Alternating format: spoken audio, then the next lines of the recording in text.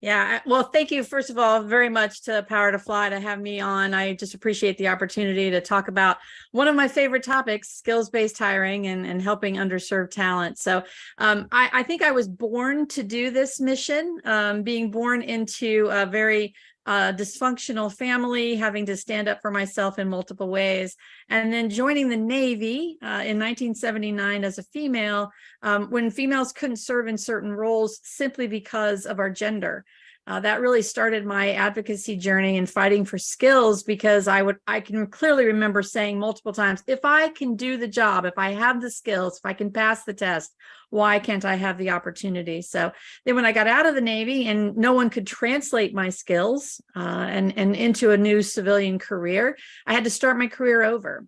Fortunately, landed in HR and spent a good many years on the employer side and understanding the barriers that they face trying to connect with military talent, with the disability community and the justice involved community. So, but the catalyst really was in 2013, I was finishing my master's and met an Army veteran's wife who commented that her husband had been out for 6 months and could not get an interview. And it was 25 years later since I'd gotten out of the Navy, and it just really hit me hard. And I thought, I have to do something. And it came down to really just eliminating the barriers and getting back to the simplicity of what skills do you need in your company? What skills do a veteran, military spouse, disability community have? Have a conversation, match those two together and have a conversation. And at that time, we started with Veterans Ascent, and that's how Veterans Ascent was born. It was really about just removing all the noise and getting back to the simplicity of valuing someone for what they bring to the table, not what that piece of paper called a resume says is wrong with them. Yeah, I think you make a really good point, right? Veterans are both an incredibly untapped resource, as well as a class of people that I think everybody sort of disregards, even though it's like, okay, but you literally have people that have been trained to do something by one of the organizations in the country that has been doing this sort of training the longest. So, it really, as a wife of a veteran, I am always aghast when it comes to people that are like, well, I'm a veteran and I can't get a job. And I'm like, this is just such epic BS, it really is. Yeah. Okay, so let's talk a little bit about why you want to ban resumes. I'm all in favor of it, but let's enumerate what we think it's going to do. Why do you think resumes are a bit antiquated in this day and age? Well, first of all, they've been around since the Leonardo da Vinci days. So, I mean, that's pretty old. And it's still, somewhat the same process. Here's the problem with resumes. First of all, trying to fit yourself into a box, fit yourself into an employer is hard to do. Like, you don't work there. You don't know what the culture is. You don't know what the true reality of what they need is. So you're trying to mirror yourself on a job description that's based on tasks that company needs to have achieved, not what skills are required of the job, but what tasks are required. So now you're not even apples to apples when you're trying to write your skills-based resume to a job description that wants to know if you've chopped down a tree before, and you have to say no. But do you have the skills to chop down a tree? Absolutely. It's also a way for employers, and I understand it. I've been in HR a long time.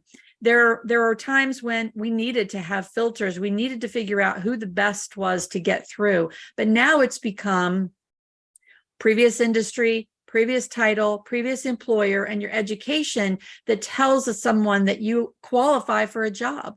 And it's gone to the far side of discrimination, barriers, bias. Instead of looking at someone and saying, what's right about you and let me have a conversation with you, it's about what's wrong with you and how can I get you off of the pile on my desk. So I just think resumes, it's time for a change. It's time for companies to look at talent differently. It's time for companies to realize that the talent is out there. But if you're going to continue to fish in the same dried up pond with the same outdated bait, you're going to continue to get the same results. Nothing. I love this outdated bait. I think that is a very, very excellent way to put this. We're getting tons of questions in the chat. If y'all have questions, please feel free to send them in. We'll try and get to as many of them as we can today. Until we see another question in the chat, though, I want to keep us moving here. All right, let's talk about AI. Obviously, this is kind of the topic of the last 3 months for sure. And it's definitely going to change the game when it comes to recruiting, right? Making it faster, cheaper, or more accurate. And we really hope that involving AI means we can remove some biases, right? Because if we've got, machines basically involved in it, you can remove a little bit of the human error element. Why do you think, if it could be this helpful for recruitment, why do you think recruiters are reluctant to adopt AI as part of their protocols or part of their job function? It comes down to people, it's just human nature to be fearful of what you don't know, things that you don't know about, right? The unknowns of certain things. But I think when you start to learn about something and you start to adopt something, then you get more educated about it and you're less fearful of it. There's a lot of, like you said, there's a lot of talk about AI, and there's good AI and there's bad AI. At the end of the day, AI is programmed by people, right? So you have to be careful how you use AI, because AI can still be used as a discriminatory tool if it's not used properly. But I think recruiters also fear that AI is going to take their job away. Again, the reality is there are so many functions that AI can do quickly. Like, for instance, our AI is very simple AI, but our AI can match one candidate across 1,000 jobs in the blink of an eye. 1,000,000 jobs in the blink of an eye. No human being can do that. However, and so that makes the recruiter's job much more effective, much faster, because you're getting to that talent that you need much faster than you could do humanly possible. However, there's still a lot of human aspects, strategic aspects that recruiters have to do in their jobs. AI, the way we use it, is simply helping them be more strategic, more humanistic in the interviewing process, the onboarding process. So it just comes down to education and learning what it is how AI can help you specifically, how it can help you in your job. AI is going to create as many jobs as it decreases from jobs, because there's so much potential out there. But I think people are just fearful of things they don't know. And because there's so much noise about it, what do you believe?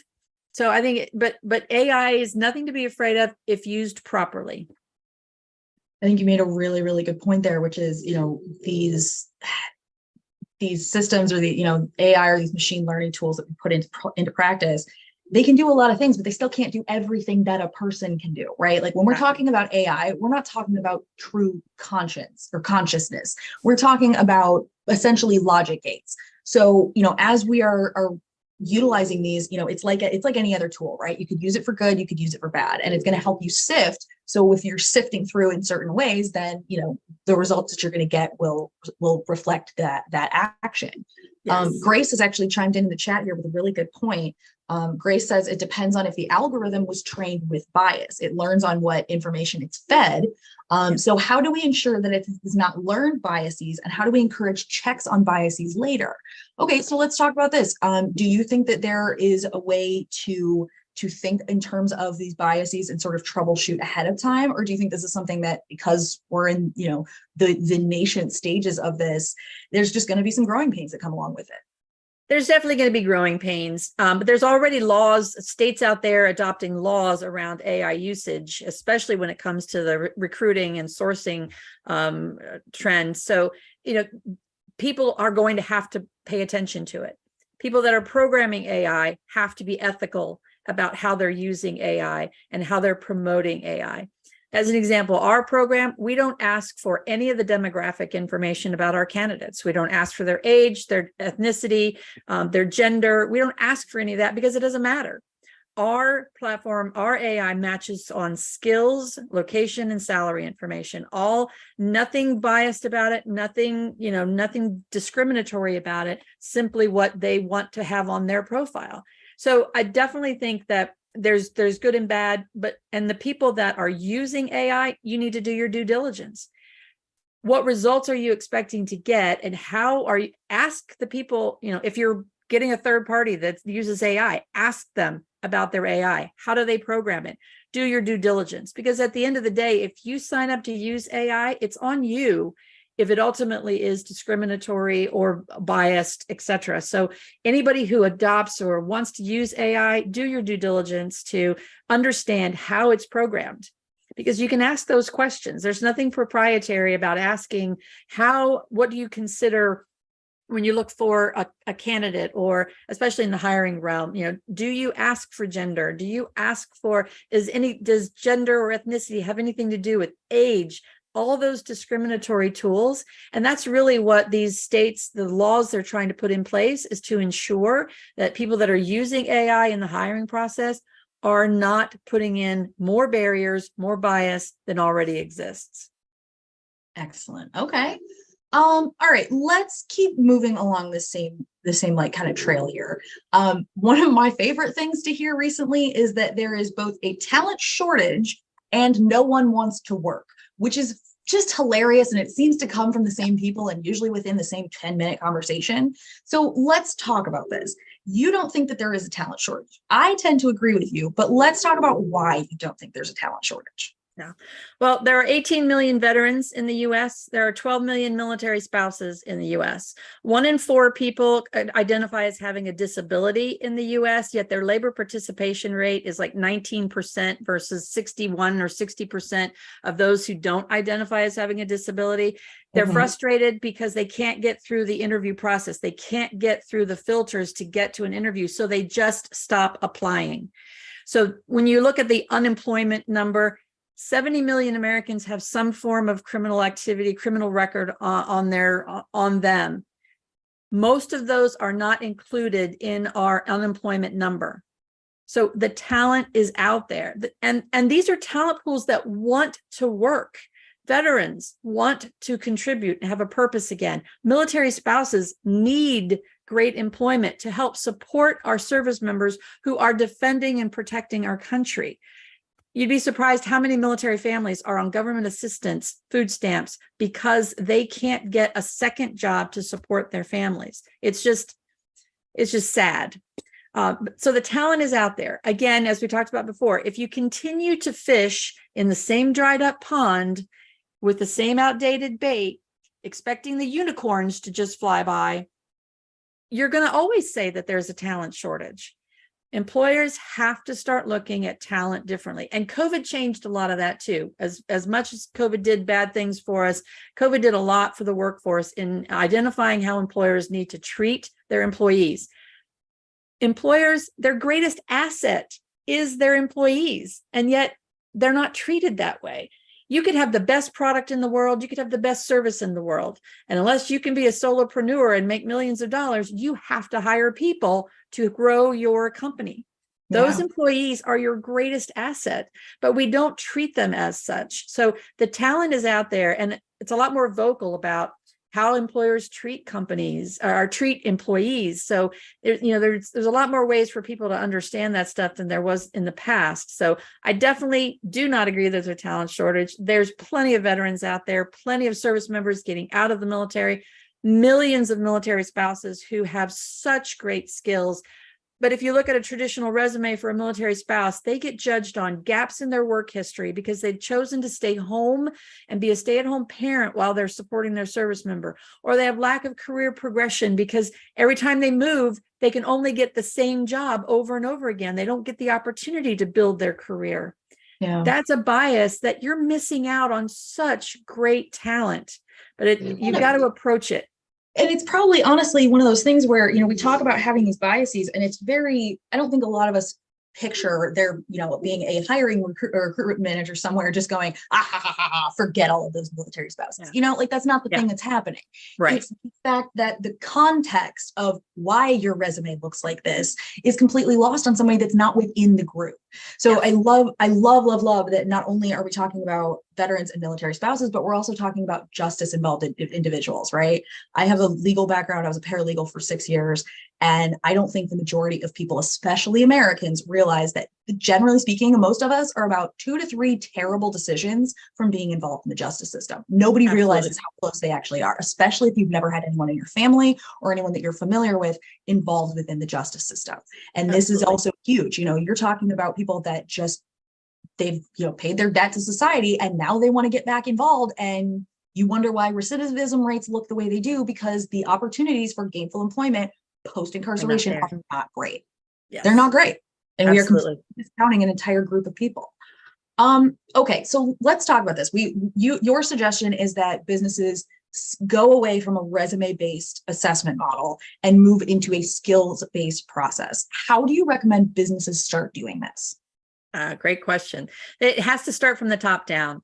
The business owner, the CEOs, they have to say, we want this process to change. We want to look at skills-based. And they've got to be able to support any HR teams or talent acquisition teams in that model, because it's not going to happen overnight. It's not a fast, quick process, because they then have to, be able to adapt, but they then have to know what skills they want for their organization. So that takes some time to sit down and say, what skills would we look for in somebody, in every person that we hire? What are those skills that we would look for our company culture? They need to know that. Then they need to look at their jobs in every role in the company and say, what skills do we need for these jobs? Again, not what tasks do we need done, but what skills do we need for this particular job? And then you've got to support your managers in looking for those skills, not just looking for, well, I need somebody that's been a mechanic for 5 years. Right. What do you expect? What skills do you expect that person to have, having worked as a mechanic for 5 years? Right. Because it's effectively shorthand. You're, instead of saying, here's the skills I need them to do, you're saying, here's what I need, because you assume that somebody with that criteria or with that, accolade or whatever. Okay, great. They've already got this, and this covered. Exactly. And, the downside to that is, I've worked in a company for 5 years. That company's trained me to do it their way and to think about their culture. And now you want me to come in and do it exactly the same way they did.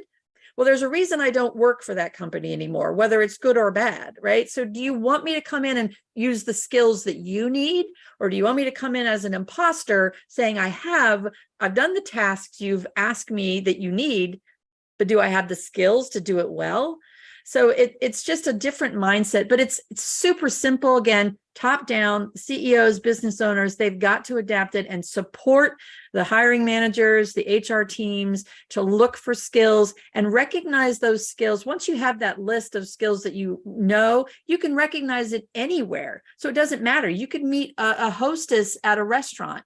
You could meet somebody that's, building bridges. But if you don't know the skills you're looking for, you won't recognize them in non-standard places. So it's really easy to adapt to a skills-based process, but it takes commitment to doing that. No different than it took a commitment to building an applicant tracking system to filter people out. You spent a lot of money on that, but and it served a purpose to a point, and now you need to pivot and serve this purpose. Yeah. No, I think you make several really, really good points here. And as we're talking about, you say you want to move from the top down. There are a ton of business cases that have been made for including, veterans and military spouses and other individuals like that, in the workplace. I know, because my husband is former military, I know that his company gets a tax break because he is former military. So other than the more commonly known aspects of why it's beneficial for employers to hire from veteran pools, what is the impact to the economy? Like, if we're trying to make a business case for a CEO or for a hiring manager to try and make that case, that's fine. But pulling back a little bit bigger, what kind of impact do you think this could have in the economy at large if people were to do this? Well, there's a statistic out there that if just 1% more of the disability community joined the workforce, our GDP would grow by $25 billion. That's a big number. That's a B. That's a big number. And so just getting 1% of those, people with disabilities back into the workforce would help us. There's so many reports, so many studies out there that tell you that if you hire a veteran military spouse, lots more productivity, more innovation, more problem solving, more profit for every company that has hired veterans. The reality is veterans are they're learning adaptive. They've been trained by some of the best, training in the world. And guess who paid for that training? Taxpayers. So, there's a lot of advantages to businesses. Veterans are dedicated. Military spouses are resilient, resourceful. There's just so many things. People with disabilities they're some of the smartest people you will ever meet if they're on the neurodiversity side. There's just so many advantages, so many studies out there by McKinsey, by Gartner, just look them up and you can tell. Again, more productivity for businesses. And if you do a skills-based process, that interview goes better because now you're not talking about, well, what did you do in the military? And I have no idea how that applies to my business. But if I see your skills list and I say, oh, operational planning, talk to me about an operation that you planned. How did it go? What did you do? What resources did you? It's just a totally different conversation. Plus, if I come in valued on the skills that I bring to the table, my first day on the job, I don't have imposter syndrome. I don't have to pretend that I've done a task before, or I know I have the skills to do the task. I can just come in and hit the ground running because I know you're valuing my skills and you value me as the person. It's a totally different atmosphere that creates such domino effect of positivity completely down the line. Turnover is less because you're hiring somebody that has the right skills for the right position, not only for your company, but for them, so they can strive in the role and thrive in the role. Now they're going to stay longer because you valued them for their skills. They're in the right position. They're being paid what they deserve because it's skills based, and they're going to just contribute so much more to the organization. So there's so many domino effects of the economic impact. Justice involved. You mentioned recidivism. I mean, if they can't get a job, they're going on government assistance or they're going back in prison. And that doesn't serve anyone, including the human being that has paid their dues. And like you said, we're all just a couple of steps from being caught doing something that we shouldn't be doing. There it is. Louder for the people in the back. Right? So it helps everybody if we work together to help these communities thrive and get our military veterans back into the workforce, get our military spouses to support their families. You know, we have an all volunteer military force right now. 53% of service members will choose to get out of the military if their spouse cannot get gainful employment. Think about that in national security terms, because only, less than 1% of the population puts on that uniform. What's going to happen to our national security if this continues for the military spouses to be unemployed, underemployed? So there's just so many, again, domino effects of positivity if you look at hiring in these talent pools. Yeah. Okay. All right. We have less than 5 minutes to go. I want to make sure that we save a little bit of time so people know where they can, follow up with you, all that kind of good stuff. So let's go through that now. If we've got time for one more question, we'll do it. But what should people know if they want to be a part of the org, if they want to follow what y'all are doing, where should they go? So I just put in the chat our links there for my email address, my LinkedIn, and our website. Our program is completely free for all candidates. Anyone can create a profile and be resume free and get you a direct connection to an employer that values you for your skills. So it's completely free. We do give priority to our veterans, military spouses, people with disabilities, and justice involved candidates. Employers, we have kind of a tiered model. It is a membership for employers based on company size to join and get unlimited jobs. So we want you to build a pipeline of talent for your organization and be proactive about it, not have to be reactive about it. Unlimited candidates, so that a candidate could match across the organization based on their skills, and you can see how great they are a fit for your organization. So, and we have different levels and different ways we can help businesses as well. But talentsascend.com, and just get in touch with us, and we would love to help and love to support your skills-based process. Oof. Okay. Loving all of this. My last question. What is something that we have not gotten to talk about today, or an area that you wish people would ask you about and no one ever does when it comes to this area? Wow. Great question. I don't know if people ask a lot of questions about this. I think that some of the fears is probably something people don't talk about. They make assumptions about veterans and what they've gone through in the military spouses and their gaps in their work history, all those things. People with disabilities, the fear of having to make an accommodation, or do they have to work from home, or what, neurodiversity, how do I handle all that? People with criminal records, again, can I trust them? Are they going to, yet the person sitting next to you is probably in that category, you just don't know it. So I think that's probably the question people ask. How do you get over that fear of trusting in these talent pools? And my answer would be, they're human beings and they deserve to be valued for their skills, regardless of when they earned them, their age, where they got them, their ethnicity and background, or how they earned them, whether it's school, military, or life. They are a human being. They should be valued for their skills. Could not agree more. I have nothing more I can say that's going to top that. So, Robyn, thank you so much for sharing your time and your expertise with us today. It was really, really wonderful to get to speak to you on this subject, and I hope that we get to do it again soon. My pleasure. Thank you so much, Meg, and thank you to Power to Fly.